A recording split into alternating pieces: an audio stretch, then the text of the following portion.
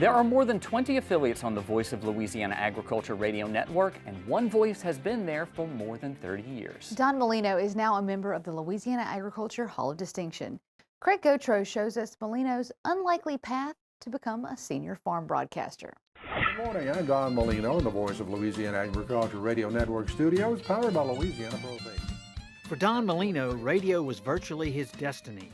His broadcasting career started nearly 60 years ago at a small East Texas radio station during his high school days. Beer, beer for old Paris High, bring on the scotch and bring on the rye. I don't know why the teachers let us sing it, but they did at assemblies. All you saints of PHS, we're out on the drunk again. So it was a little 500-watt daytime station in Paris, Texas, that was owned by a friend of my mother's. And I worked there for, well, I guess till I got out of high school.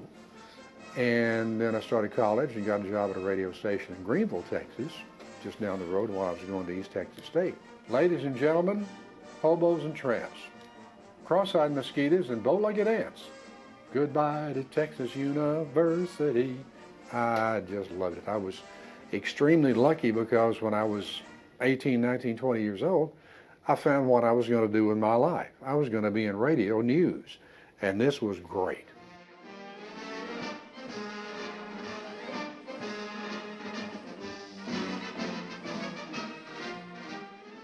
Molino's career took a detour when Uncle Sam came calling in 1969.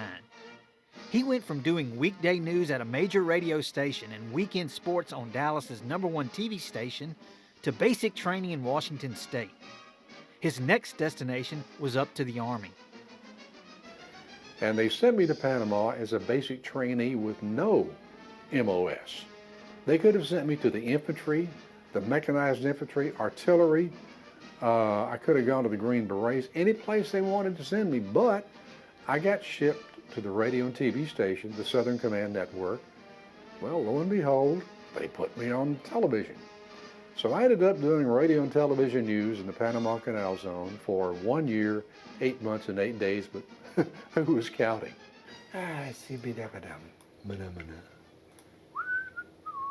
After a stop in Mississippi, Molino made his way to the Louisiana Radio Network as an operations manager.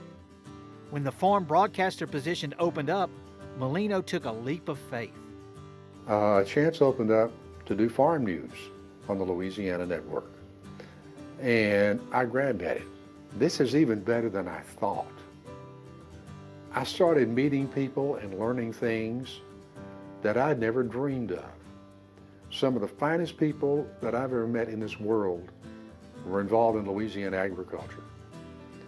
And reporting on what they did and how they did it and how they survived still to this day floors me. March corn, 713 3/4 up 30. Working with the agriculture community is an eye-opening experience for Molino. He will admit when he started his radio career, he knew little about farm commodities. Now he has the utmost respect for the men and women who farm. How somebody can gamble their entire future on something that's controlled by the weather and the Chicago Board of Trade. I don't have that kind of courage. How do you do that day after day after day after day? They're just amazing, amazing people, and they feed the world. March wheat at Chicago, 926 up 50. I'm Don Molino on the Voice of Louisiana Agriculture Radio Network. Radio has changed drastically over the course of Molino's career. Much of it is now consolidated and owned by corporations, and these entities are not focused on the needs of agriculture. But Molino and his employer still see it as essential. And management at Louisiana Radio Network has always been committed to providing agriculture news and information. It's vital to a part of this state. Agriculture is the largest industry in this state. So we feel like it's an audience we need to serve. Don Molino and radio broadcasting have been intertwined nearly his entire life. From a small East Texas AM station to being named National Farm Broadcaster of the Year, Molino has seen the ebbs and flows of radio because of his front row seat. And now he has a spot in the Louisiana Agriculture Hall of Distinction. I am thrilled. I never in my wildest dreams in 1964 thought that I would be doing farm broadcasting for over 30 years.